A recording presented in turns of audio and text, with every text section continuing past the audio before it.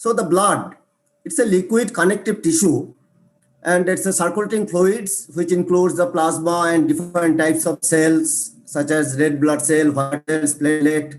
इसमें विभिन्न ब्लड जो दो भाग है वो मैं बाद में बताता हूँ. तो एक लिक्विड कनेक्टिव टिश्यू है और it's a circulating fluid. Now इसमें what are the things are there in the blood.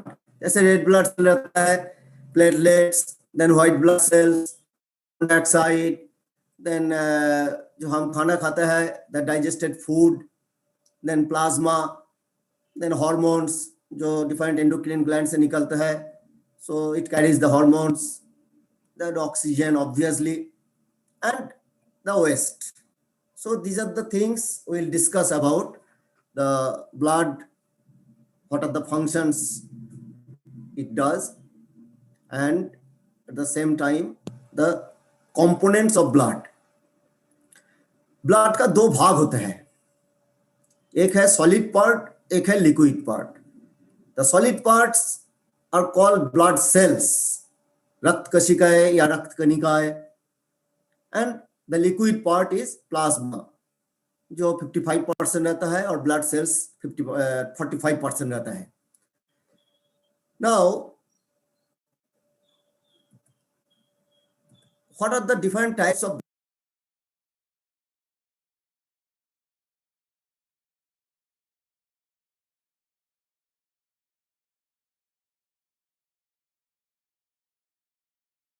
लाल रक्त कणिकाएं या लाल रक्त कशिकाएं एंड प्लेटलेट्स. इसको पता नहीं हिंदी में शायद अनुचक्रिका का नाम से जाना जाता है, एंड प्लाज्मा जो लिक्विड पार्ट है. So this is the blood vessels. Like this the blood is flow through the blood vessels.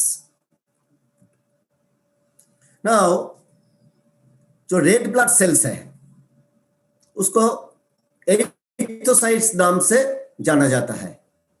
Similarly, the white blood cells, it is another name that is leukocytes, and platelets, the another name that is thrombocytes. So ये अलग अलग नाम से जाना जाता है. कभी कभी आपको क्वेश्चन में आता है that erythrocytes means red blood cells, लाल रक्त कशिकाएं, and leukocytes, सफेद रक्त कशिकाएं, white blood cells, and thrombocytes, these are platelets. Now red blood cells, ये देखने में कैसे होता है? यह है एक बाइकॉन्केव disc that is round and flat without any रहता है. ये रेड ब्लड सेल्स का, इसके अंदर न्यूक्लियस नहीं होता है. इसका फायदा भी है क्योंकि न्यूक्लियस होता तो उसमें थोड़ा ज्यादा जगह ले लेंगे, लेकिन न्यूक्लियस नहीं होने से जो खाली जगह है उसमें हमने और ज्यादा ऑक्सीजन ले सकता है ये. सो बाइकॉन्केव, बाइकॉन्केव का मतलब क्या है? बाइकॉन्केव है कि जब से ये थोड़ा सा दबे हुए हैं, it is depressed by both the side, in the centrally depressed. मैं आपको एक एग्जांपल देता हूं. आपको ये देख रहा है, ये जो है इनका जो स्ट्रक्चर जो है रेड ब्लड सेल्स का. आपने देखा होगा कि मेरे जमाने में होता था एक चॉकलेट हुआ करता था जिसको पॉपिन्स बोलते थे. अभी आपका जमाने में देखा होगा एल्पेनलिब जो चॉकलेट है ना, ये ऑलमोस्ट एल्पेनलिब जैसा है. उसमें देखा आपने जो बीच में जो है centrally it is pressed and मतलब दबे हुए है ये. तो this is the structure of the RBC या red blood cells. Then it contains the most important part of RBC जो है दैट इज हीमोग्लोबिन. उसमें हीमोग्लोबिन रहता है. हीमोग्लोबिन जो है दैट इज एक आयरन कंटेनिंग पिगमेंट है ये. उसमें haem that is iron and the protein, globin protein, दोनों मिलके हीमोग्लोबिन बनते हैं ये. और ये जो हीमोग्लोबिन है ये अपने अंदर ऑक्सीजन को रखता है. It carries the oxygen. इसका एक जो चेंज, एक यूनिकनेस है, इसका एक अद्भुत प्रॉपर्टी है इसमें आरबीसी में. वो क्या है? ये तोड़ के बिना, ये खुद without breaking, it is squeezed as a single file through the capillary. Capillary का माध्यम से ये अपने आप स्क्वीज होके ये परिवाहित होता है. ये it is transported through the capillaries without breaking, बिना तोड़ के. कोई कैपिलरी मैंने आप लोगों को बोला that is the network of the smallest branches of artery and veins. Artery and veins का जो स्मॉलेस्ट ब्रांचेस है वो दोनों मिला के ऐसे एक जाल जैसा बनाता है ये, तो दैट इज कॉल्ड कैपिलरी। तो कैपिलरी बहुत ही एकदम छोटे छोटे छोटे छोटे जो ब्लड वेसल्स होता है, तो उसमें आरबीसी का अगर पास करना है तो अपने आप वो आकार बदल लेता है, लेकिन आकार बदलने के लिए उसको खुद को तोड़ने का जरूरत नहीं है, आकार बदल करके स्क्वीज हो जाता है, स्क्वीज होके कैपिलरी का माध्यम से ये परिवाहित होता है, it is transported through the capillaries. This is the one uniqueness of the structure of the RBC. लाल रक्त कणिका का एक अद्भुत एक प्रॉपर्टी है स्ट्रक्चर का। And that oxygen, it is transported, that RBC mainly it transport the oxygen. Next come WBC, white blood cells. White blood cells, these are of two types. ये दो तरह का होता है, एक है अग्रानुलोसाइट्स, एक है ग्रैनुलोसाइट्स। ये अग्रानुलोसाइट्स और ग्रैनुलोसाइट्स का मतलब क्या है? देखो दैट वर्ड ग्रैन्यूल, ग्रैन्यूल का मतलब क्या है? तो छोटा छोटा जो दाना होता है, तो छोटा छोटा दाना जैसे है ये, तो इसमें कुछ डब्ल्यूबीसी जो है उसमें दाना रहता है और कुछ डब्ल्यूबीसी जो है जिसमें दाना नहीं रहता है ये, तो इसलिए जिसमें दाना रहता है उसको ग्रैनुलोसाइट्स बोलता है और जिसमें दाना नहीं रहता है छोटे छोटे दाना तो उसको अग्रानुलोसाइट्स बोलता है। जैसे एग्रानुलोसाइट्स जो है उसका दो भाग है, it has been two types, one is lymphocytes, another one is monocytes, and granulocytes are three types, that is one neutrophil, eosinophil and basophils.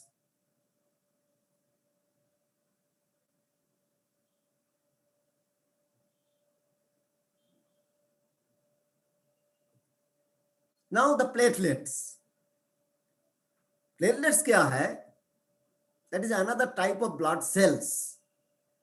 They are the bit of cells broken of larger cell. जो बड़े बड़े cell है उसको तोड़ के देखो, यहाँ पे दिख रहा है ना, आप ये कैसे करके ये तोड़ के छोटा छोटा छोटा छोटा बन के ये प्लेटलेट बनाता है ये। एंड प्लेटलेट का जो मेन काम है हमारा जो ब्लड क्लॉटिंग के लिए हेल्प करता है ये। तो ब्लड क्लॉटिंग का मतलब क्या है? जब कोई काट जाता है हमारा शरीर में, कोई किसी भाग किसी अंग कोई काट जाता है या कोई इंजुरी होता है तब ब्लीडिंग स्टार्ट होता है। तो ब्लीडिंग स्टार्ट होता है, इसका ये मतलब नहीं है कि कंटिन्यूअस ब्लीडिंग होते जाएगा, तब तो सारे के सारे ब्लड तो खत्म हो जाएगा, तो इसलिए थोड़ी देर बाद वो अपने आप वो जम जाता है ये, फिर ब्लीडिंग बंद हो जाता है, that is called blood clotting.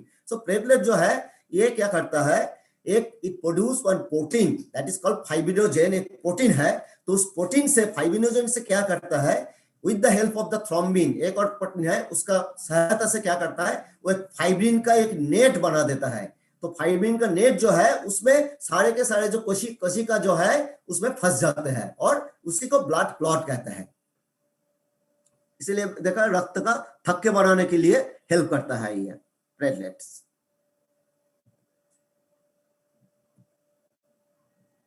Now the plasma, मैंने बोला the plasma it's a liquid part of the blood, blood में जो तरल पदार्थ जो है that is called plasma. Plasma क्या है? It's a straw coloured liquid and it carries the cells and the platelets which help blood clot. So ये plasma में ही ये सारे के सारे सेल्स वगैरह ये सब रहता है ये। तो स्ट्रॉ कलर का मतलब क्या है, इसलिए मैंने हिंदी में लिखा है, स्ट्रॉ कलर का मतलब है वो फीकी पीली कलर का होता है ये, फीकी पीली कलर। जैसे आपने देखा होगा जो ये चारा वगैरह जो है, ये जो धान का जो स्टेम है, ये जो पैडी का स्टेम है, वो जब सूख जाते हैं that is called straw. Okay, that straw that is called hedge. So hedge का जो कलर होता है that is straw colour, that straw colour means the फीकी पीली रंग का होता है ये। एंड क्या क्या रहता है उसमें प्लाज्मा में? कार्बन डाइऑक्साइड रहता है, ग्लूकोज रहता है, प्रोटीन रहता है, प्लाज्मा प्रोटीन बहुत सारे रहता है, albumin, globulin, thrombin, prothrombin, fibrinogen, ये सारे के सारे प्रोटीन प्लाज्मा में रहता है। Then minerals, then vitamins, then hormones because it carries the hormones, and of course the waste materials like urea. So these are the constituents of the plasma, मतलब plasma में ये सारे के सारे चीज रहता है। Now the functions of blood. Blood का मेन फंक्शन क्या क्या है that I will discuss in details now.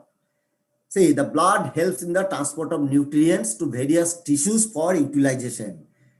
See, what food we are taking, जो खाना हम खाते हैं, that food, it has to go to different cells and tissues. उसमें जाना है, क्योंकि हमारा शरीर के हमें जिंदा रहने के लिए, हमारा कोशिकाओं को जिंदा रखने के लिए, या हमें कोई भी एक्टिविटी करने के लिए सबसे जो महत्वपूर्ण चीज है, the most important thing which is required, that is energy, ऊर्जा.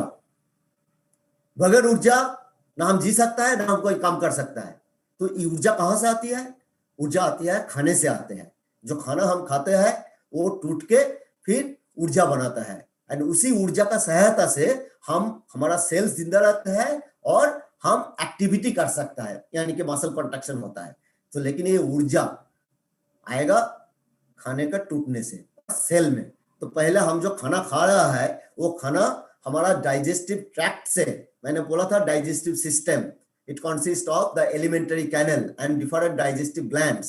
सो खाना जो खाएंगे हम, लाइक खाने का जो डिफरेंट कंपोनेंट है, जैसे carbohydrate, protein, fat, vitamin, mineral, water, तो हम कार्बोहाइड्रेट खा रहा है. कार्बोहाइड्रेट खा रहा है मतलब चावल, रोटी, ये सब, आलू, that rice, then wheat, then potato, what we are taking directly that rice, वो तो सीधा जाके सेल में तो जा नहीं सकता है ना. ये मोटा मोटा राइस कैसे जाएगा सेल में? तो इसलिए जो भी खाना हम खा रहा है वो खाना पचने का बाद, after the digestion, means it has to be after the digestion और assimilation, it has to be, पाचन के बाद ये छोटे छोटे टुकड़े में बढ़ जाते हैं, जिसे बोलता है सिंपलेस्ट फॉर्म. कोई भी खाना, जैसे मैं एग्जांपल दे रहा हूं, जैसे ग्लूकोज का सिंपलेस्ट फॉर्म क्या है, सॉरी, कार्बोहाइड्रेट का सिंपलेस्ट फॉर्म क्या है? ग्लूकोज. तो कार्बोहाइड्रेट हम जो खा रहा है, चावल, रोटी, ये सब हम खा रहा है, rice, wheat, then potato, honey, जो भी हम खा रहा है, वो अल्टीमेटली डाइजेशन का बाद, एसिमिलेशन का बाद, it has to be converted into glucose. Then only the glucose will be absorbed from the alimentary canal, small intestine से जब ग्लूकोज एब्सॉर्ब होगा, then who will absorb it? The blood will absorb it. That means that's why it is written blood help to transport food nutrients. जो पोषक तत्व जो है उसको blood transport करता है. तो blood will absorb the food nutrients, like simplest form of food, जैसे कार्बोहाइड्रेट का simplest form glucose, then protein का simplest form amino acid. फिर amino acid जब बनेगा फिर blood will absorb that amino acid. Then fat, हम जो तेल, घी, चर्बी ये सब खा रहा है, वो अल्टीमेटली ट्राइग्लिसराइड में कन्वर्ट होगा. ये the simplest form that will be absorbed by the blood. Then the blood will carry this simplest form of food, मतलब ये पोषक तत्व कैरी करके blood different cells and tissue में सप्लाई करता है. That's why the important function, most important function of the blood, it carries the nutrients to various cells and tissues and for utilization. There it will be utilized, means metabolized. फिर वहां पे metabolise होके फिर हमें energy निकलती है. उस energy का, with the help of that energy, our cells are living and we are able to do the activity. Now blood also helps in transportation of waste product of metabolism. क्या क्या है? Urea, uric acid. ये जो है, मैंने बोला blood पहले पोषक तत्व को लेके आते हैं. Blood carries the food nutrients to different cells and tissues. Then it has to be metabolised. Metabolised means इसको चयापचय अपचय होता है. चय अपचय, एनाबोलिज्म, कैटाबोलिज्म, वो हम डिटेल्स में जब बायोकेमिस्ट्री पढ़ेंगे उसमें डिटेल्स में आपको ये बताया जाएगा कि एनाबोलिज्म क्या है, कैटाबोलिज्म क्या है. तो ये मेटाबोलिज्म मतलब ये जान के रखो कि खाने को तोड़ता है. तो ये जो है ग्लूकोज, अमीनो एसिड, ट्राइग्लिसराइड्स, ये सब टूट के ultimately this is called metabolism. फिर एनर्जी निकलती है और साथ में आपका मेटाबॉलिक वेस्ट भी प्रोड्यूस होता है. बहुत सारे मेटाबॉलिक वेस्ट प्रोड्यूस होता है. जैसे मेटाबॉलिक वेस्ट क्या है? यूरिया है, यूरिक एसिड है, ये सारे के सारे चीज, ये सब वेस्ट है. ये वेस्ट चीज को हमने रख नहीं सकता ही है. हमने घर में जो है हमारा कूड़ा वगैरह है, वेस्ट वगैरह जो है, वो हम घर में रखते हैं क्या? वो हम तुरंत हम बाहर फेंक देता है उसको साफ रखने के लिए. तो इसलिए हमारा शरीर से भी ये वेस्ट को बाहर निकालना है. तो उस वेस्ट को बाहर निकालने में ये खून जो है, ये रक्त, ये मदद करता है. So that's why blood also helps in the removal of the waste. it transport the waste. Then another important function, the red blood cells, or you can say blood, it helps to transport the respiratory gases. Respiratory gases क्या है? Oxygen, carbon dioxide. So these are the respiratory gases. When we are breathing in the oxygen, it goes to the blood. So that oxygen, it has to go to the ultimately cells and tissues. हम तो जो हवा ले रहा है, शुद्ध हवा जो ले रहा है, the fresh air what we are breathe in, it is going to the lungs. But from the lungs, that oxygen, जो शुद्ध हवा में जो ऑक्सीजन है, in the fresh air the oxygen is there. That oxygen ultimately it has to reach to the cells and tissues. Then only the food can be metabolized और हम जिंदा रह सकता है. So that oxygen, who will carry that oxygen from the lungs to different cells and tissues? वो oxygen को कौन लेके जाता है? That oxygen is carried by the blood. And in the blood, particularly and most importantly, the most of the oxygen in our body, it is carried by the RBC, red blood cells. जो लाल रक्त कोशिकाएं है, वो हमारा maximum RBC को carry करता है. RBC के अंदर क्या है? हीमोग्लोबिन है. आरबीसी का मतलब क्या है? लाल रक्त कणिकाएं. तो लाल जो आरबीसी लाल क्यों होता है? आरबीसी लाल होता है क्योंकि वहां पे एक रेड कलर का पिगमेंट होता है, दैट इज कॉल्ड हीमोग्लोबिन. अभी अभी मैंने बोला that is sorry the iron containing pigment. So that iron containing pigment haemoglobin, it carries the 97% of the oxygen. हमारा बॉडी में जो टोटल ऑक्सीजन है उसका 97% it is carried by RBC. And बाकी 3% जो है, 3% जो है वो कैरी करता है प्लाज्मा, जो लिक्विड पार्ट है. तो समझ में आया? तो ब्लड, हमारा जो ब्लड है वो रेस्पिरेटरी गैस जैसे ऑक्सीजन को कैरी करता है to different cells and tissues. Another gas, when the food is metabolized, after the metabolism, the carbon dioxide will be produced in the cell. So that carbon dioxide also, it is a poisonous gas. Carbon dioxide we cannot keep in the body. हमारा sales में या body में रख नहीं सकता है, उसको बाहर फेंकना है. तो कार्बन डाइऑक्साइड को बाहर फेंकने के लिए कौन हेल्प करता है? Again the blood will help to transport the carbon dioxide. So कहां? So blood will take that carbon dioxide. उसमें भी परसेंटेज वाइज है, जैसे 7% कार्बन डाइऑक्साइड जो है that is carried by the plasma. मतलब 7% कार्बन डाइऑक्साइड जो लिक्विड पार्ट है ब्लड का, प्लाज्मा, वो प्लाज्मा परिवहित करता है. And 23% of carbon dioxide it is carried by haemoglobin. Haemoglobin 23% carbon dioxide को लेके जाता है. और बाकी जो 70% कार्बन डाइऑक्साइड है वो that is another form, that is bicarbonate form में वो कैरी होता है. वो हम डिटेल्स में जब रेस्पिरेशन पढ़ेंगे तो उसमें हम विस्तार से चर्चा करेंगे उसके बारे में. We will discuss in details. So यहाँ तक ये जान लो जस्ट, अगर रेस्पिरेटरी गैसेस का साथ ये जो ब्लड का फंक्शन का रिलेशन क्या है, उसमें 2 लाइन में आप बोल सकता है.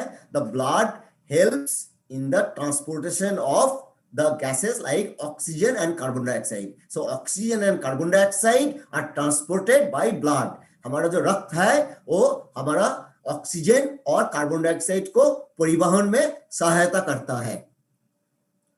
तो next is the hormone, the transportation of hormones. Hormones क्या है? मैंने फर्स्ट क्लास में थोड़ा याद करो, मैंने बताया था the endocrine system. The hormone are the chemical substances which is secreted by the endocrine gland. The अंतःस्रावी ग्रंथियों से जो एक chemical substance निकलता है, एक रासायनिक पदार्थ जो निकलता है, that is called hormones. And that hormone, an endocrine gland, it's a ductless gland. इसमें कोई नाली नहीं होता है ये. तो इसीलिए क्या होता है, एंडोक्राइन ग्लैंड से जब हार्मोन निकलता है directly it is secreted to the blood. तो एंडोक्राइन ग्लैंड से जब हार्मोन निकलेगा, हार्मोन निकल के सीधा ब्लड में फेंक देता है उस हार्मोन को। अब क्या है, हार्मोन कभी उसी जगह में काम नहीं करता है, फिर दूर में जाके उसका टारगेट ऑर्गन में काम करता है। जैसे मैं एक एग्जांपल दे रहा हूं, पिट्यूटरी एक ग्लैंड है, पिट्यूटरी ग्लैंड में एक हार्मोन निकलता है जिसको बोलता है थायराइड स्टिमुलेटिंग हार्मोन। तो थायराइड स्टिमुलेटिंग हार्मोन वो निकलता है पिट्यूटरी ग्लैंड से, लेकिन वो काम कहां करेगा, काम करेगा वो थायराइड ग्लैंड में जो गले में रहता है, हमारा थ्रोट रीजन में रहता है। The thyroid gland which is present in the throat region, so thyroid stimulating hormone which is secreted by the pituitary gland, that thyroid stimulating hormone has to reach to thyroid gland which is situated in the throat region। हमारा गले का जो उधर जो हमारा thyroid gland आता है, thyroid stimulating hormone वहां आके काम करेगा। फिर वो थायरॉक्सिन जो है, थायराइड हार्मोन जो है, थायरॉक्सिन, T3, T4, ट्राइएडोथायरोनिन, टेट्राएडोथायरोनिन, थायरॉक्सिन, ये सब हार्मोन जो थायराइड ग्लैंड से निकलता है उसको निकलने में हेल्प करेगा थायराइड स्टिमुलेटिंग हार्मोन। तो थायराइड स्टिमुलेटिंग हार्मोन वो निकल रहा है पिट्यूटरी ग्लैंड से, लेकिन थायराइड तक कौन लेके आएगा, थायराइड ग्लैंड तक वो ब्लड लेके आता है। सो blood will carry, blood helps in the transportation of hormone. हमारे जो अंतःस्रावी ग्रंथियां से जो हार्मोन निकलता है उसको परिवहन में हमारा जो रक्त है या खून है वो मदद करता है। Transportation of hormones. Next, the white blood sales क्या काम करता है। एक और काम है ब्लड का, जो काम है वो है फाइट अगेंस्ट द डिजीज। हमारा कोई भी बीमारी से जूझने के लिए, बीमारी से फाइट करने के लिए ब्लड हेल्प करता है। कैसे, हमने बताया था ब्लड में different types of cells are there, there are different types of cells in the blood, RBC, WBC, the white blood cells, सफेद रक्त कशिकाएं या सफेद रक्त कणिकाएं, व्हाइट ब्लड कॉर्पसेल्स भी बोल सकते हो, दैट इज व्हाइट, सफेद रक्त कणिकाएं। तो white blood sales, particularly that white blood cells in the blood, that helps to fight against the diseases। वो कैसे, जैसे हमारा सेल में, हमारा शरीर में बाहर से कोई बाहरी एजेंट आ गया है, ठीक है, इन्फेक्शन हुआ है, तो बाहर से कोई एक इन्फेक्शस एजेंट अंदर आ गया है सेल का अंदर, तो आरबीसी क्या करेगा, उसको पूरा एकदम खा लेता है, उसको engulf, that RBC engulf that foreign agents and it kills the germs। जो जीवाणु जो है, ये जो वायरस, बैक्टीरिया, ये हमारा जब शरीर में आ जाता है तो WBC क्या करता है, it engulfs that and it helps to fight against those virus and bacteria। So it gives the immunity to our body। The white blood cells, by giving the immunity to our body, it helps to fight our body against the diseases। हमारा body को, शरीर को immunity प्रदान करता है। कैसे, जो बाहरी एजेंट जो आता है उस बाहरी एजेंट का खिलाफ वो अपना जूझ के, वो बाहरी एजेंट का खिलाफ जो फाइट करके हमारा शरीर को इम्यूनिटी प्रदान करता है और हमारा जो रोग है, डिफरेंट रोग से या बीमारी से हमारा शरीर को बचाता है।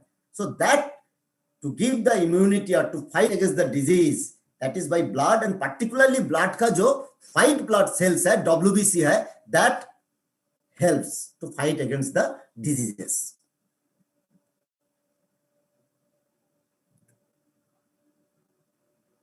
Now another important function, that is it helps in maintenance of pH, the regulation of pH। It helps in the acid base balance।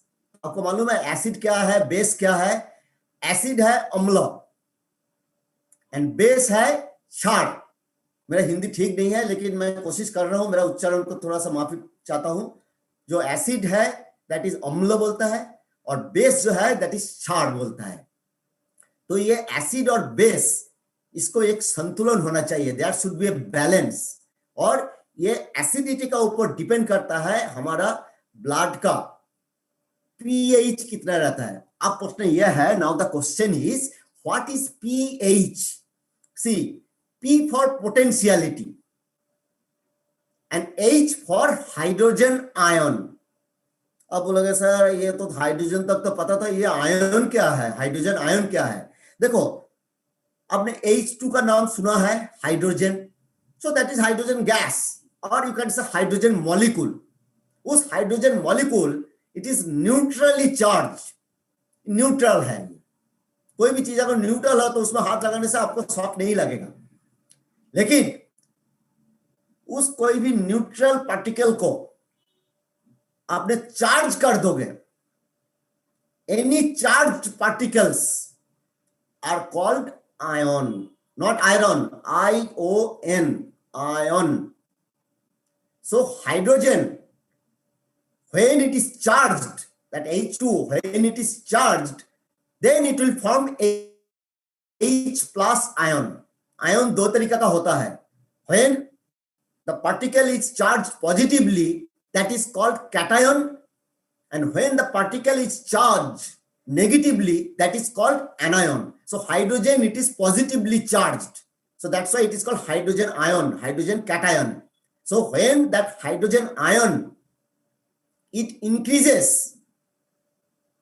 that means the acidity increases, and the potentiality of the hydrogen ion, acidity जितना बढ़ेगा, hydrogen ion जितना बढ़ेगा, हमारा pH उतना कम होते जाएगा। And just उल्टा, hydrogen ion जितना कम होगा, हमारा पीएच ज्यादा होते जाएगा। सो न्यूट्रल, जो नॉर्मल पीएच जो है न्यूट्रल है, that means it is neutral, it is neither acidic nor basic, ये अम्ल भी नहीं है, क्षार भी नहीं है। तो ये जैसे वाटर का जो पीएच है that is 7।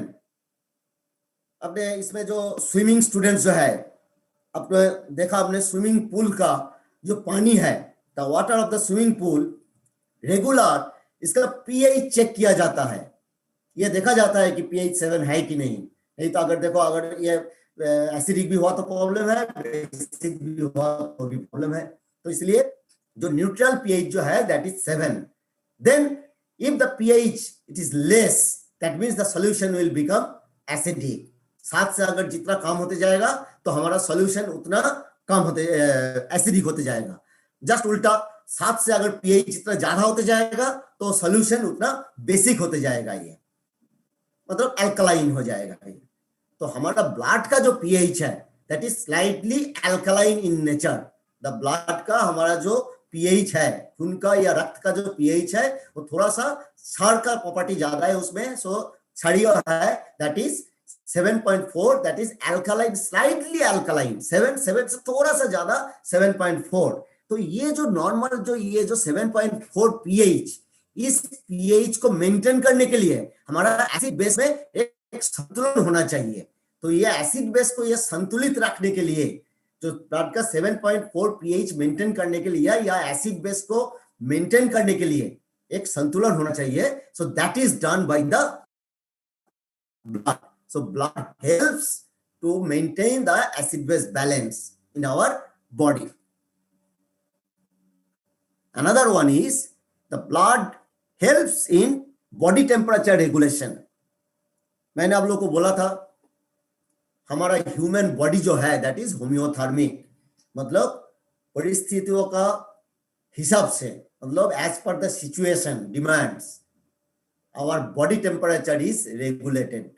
Normal body temperature is 37 degree centigrade और 37 डिग्री सेल्सियस। जो सामान्य तापमान जो है हमारा शरीर का वह है 37 डिग्री सेल्सियस या 37 डिग्री सेंटीग्रेड और 98.6 degree Fahrenheit. So when in the extreme, when the climate temperature it falls -4 degree, -10 degree, but still our body temperature is maintained at 37 degrees centigrade. And reversely, in the extreme hot, when the climatic temperature it goes 45, 48 degrees centigrade, but still our body temperature is maintained 37 degree centigrade. तो इसका मतलब हमारा शरीर का अंदर एक regulatory mechanism है, तो उस रेगुलेटरी मैकेनिज्म में बहुत कुछ होता है ये। तो उसमें से एक जो है that blood when in the hot environment what happens, the blood circulation in the skin में ब्लड सर्कुलेशन ज्यादा हो जाता है। फिर क्या होता है, ब्लड में जो गर्मी है वो स्किन में आके, स्किन में हमारा जो त्वचा है, त्वचीय जो परिसंचर है, वो त्वचा में हमारा ब्लड सर्कुलेशन, ब्लड परिसंचर, रक्त परिसंचर ज्यादा हो जाता है, ताकि ज्यादा से ज्यादा हीट बाहर निकल जाए, ताकि हमारा बॉडी टेम्परेचर नॉर्मल में आ जाए। तो इन दिस वे, इस तरीका से हमारा जो रक्त है वो हमारा शरीर का तापमान को विनिमयन में मदद करता है। So blood helps in the regulation of body temperature. Another function, that is it helps to maintain the fluid balance. हमारा शरीर में जो तरल पदार्थ जो है, इस तरल पदार्थ का एक बैलेंस होना चाहिए। So to maintain that fluid balance, हमारा शरीर में कितना फ्लूइड होगा, कितना फ्लूइड रहना चाहिए, so that is control by the blood. Blood helps to maintain the fluid balance. So तरल पदार्थ का या पानी का जो संतुलन बनाए रखने के लिए हमारा जो खून है वो हेल्प करता है। So these are the different functions of blood. तो ये था हमारा actually cardiovascular system. Cardiovascular system में हम क्या क्या है, उसमें है आपका structure of the human heart.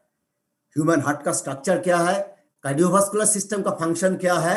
ये जो कार्डियोवास्कुलर सिस्टम का फंक्शन और ब्लड का फंक्शन ये ऑलमोस्ट सिमिलर है, लेकिन उसमें ब्लड का फंक्शन स्पेसिफिकली क्या है, ब्लड कार्डियोवास्कुलर सिस्टम छोड़ के और भी जो ये सारे के सारे जो है कार्डियोवास्कुलर फंक्शंस ऑफ ब्लड जो आएगा ऑटोमेटिकली कार्डियोवास्कुलर सिस्टम का फंक्शन में आएगा।